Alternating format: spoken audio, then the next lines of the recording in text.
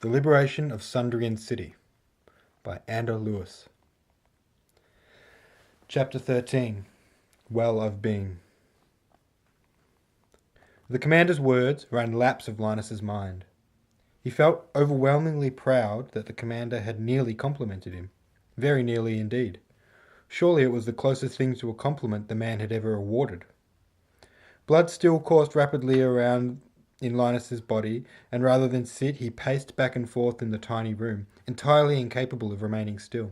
He thought about Wesley and Flower, and how in all likelihood they were both dead now. He thought of Jeremy's mother, whom he had never met, and decided that if he got out of this thing alive, he would go and visit her with some Freanne's family cakes.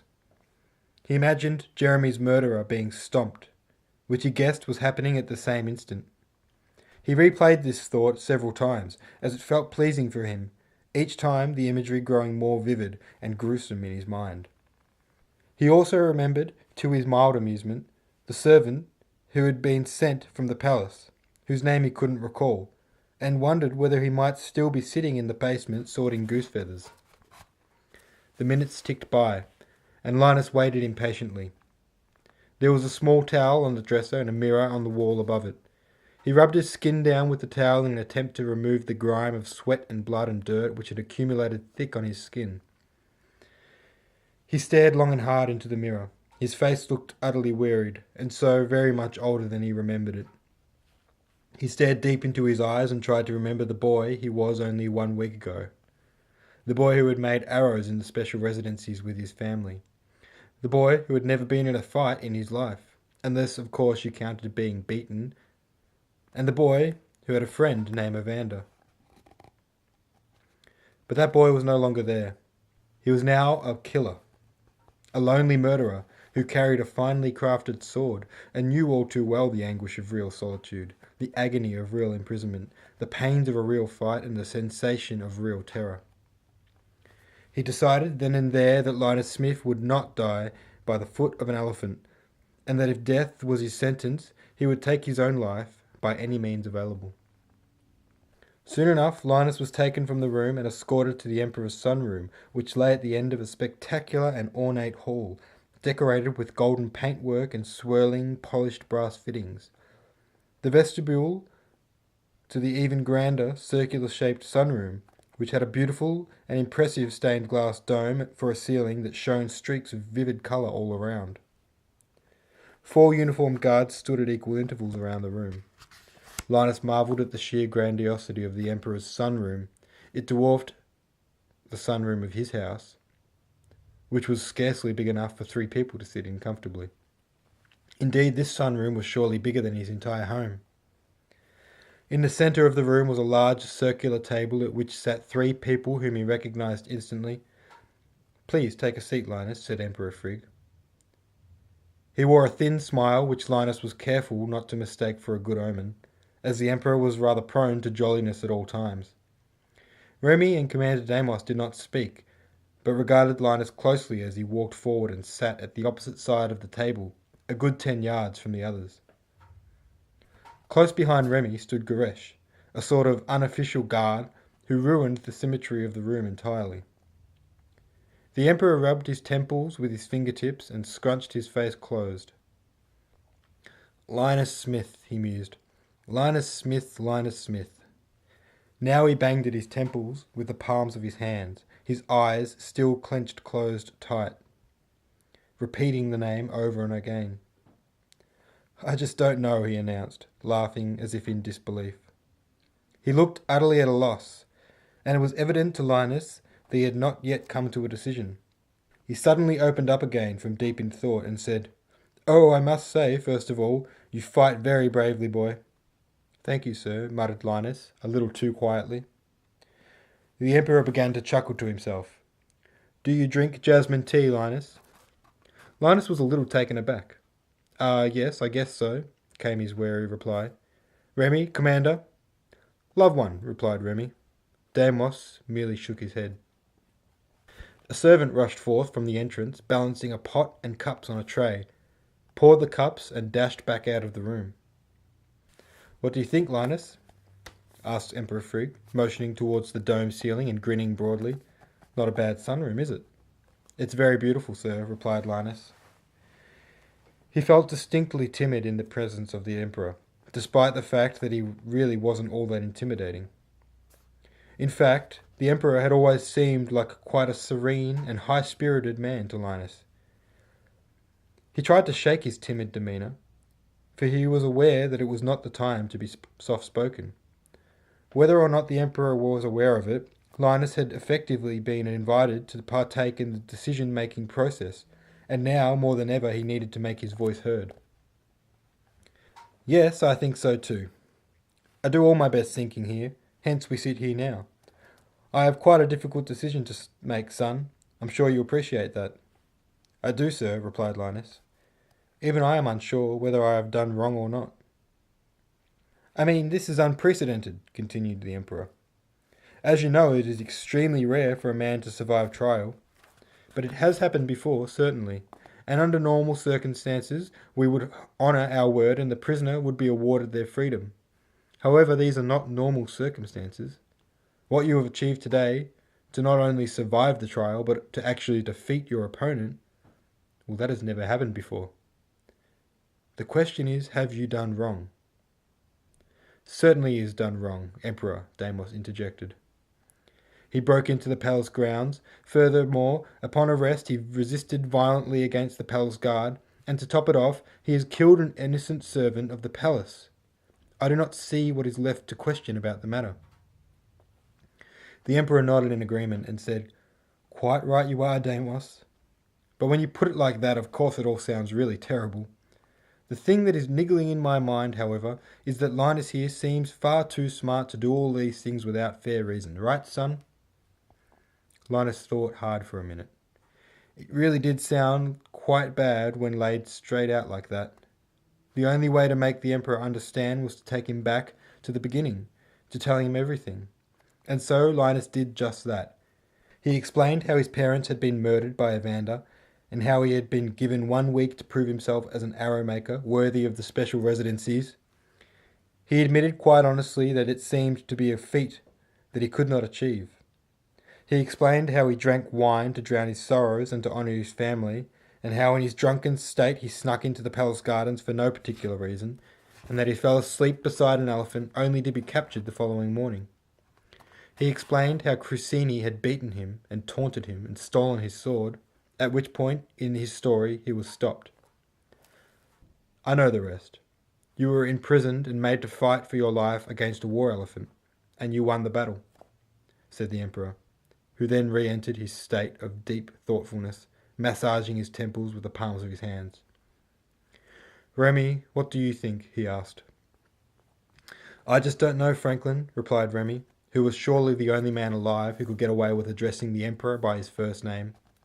It's a tough one.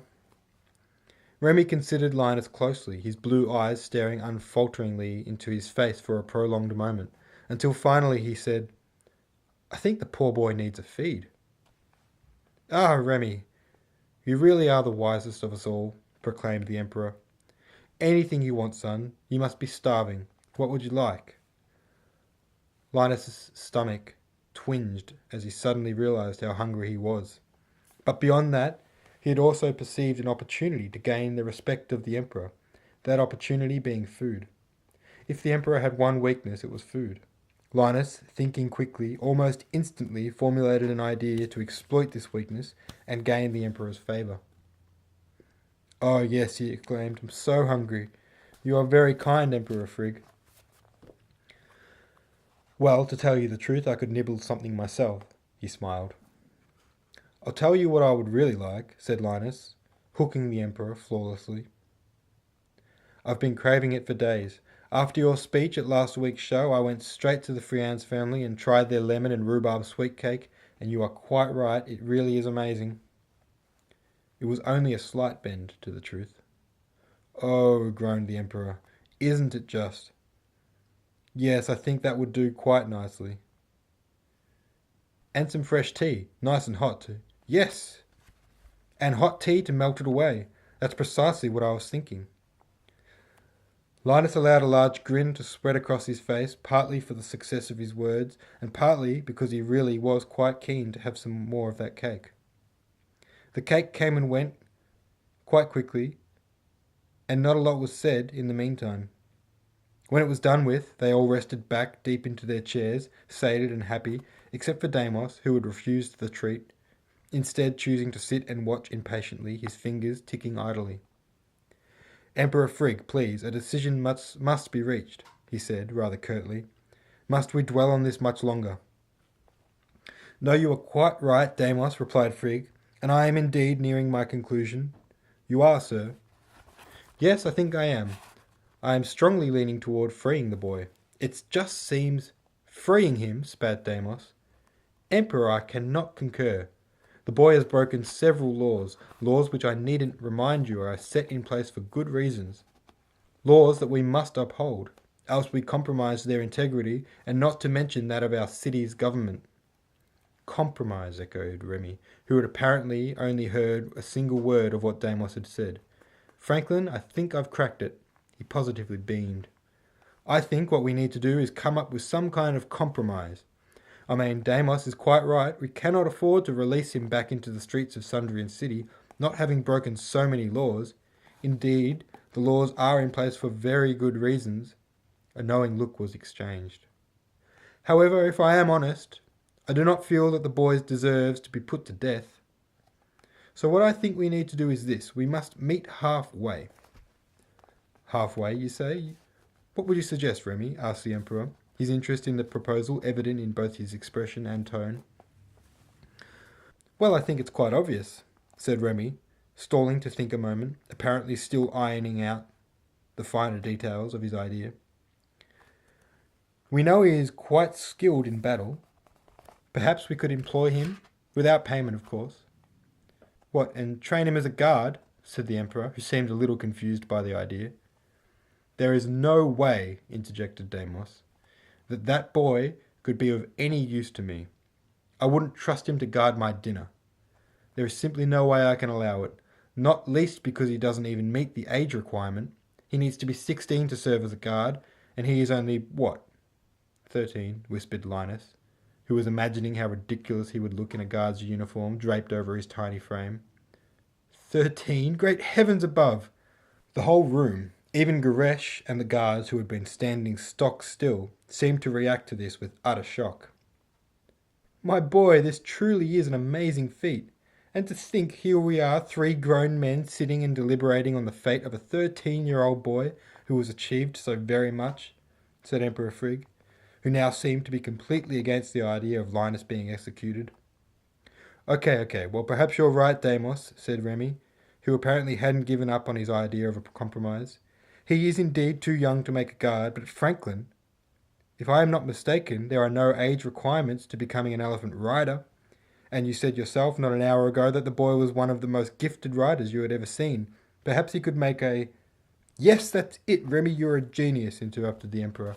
"I have made my decision, and this is final. I think that I would like to see some more of that most impressive riding." Linus's heart began to swell and flutter in his chest, and he struggled to suppress a grin. "Linus, you are to become an elephant rider. Your sentence is 10 years, confined to the palace grounds. You are to report to Commander Deimos and attend daily training in the art of elephant riding.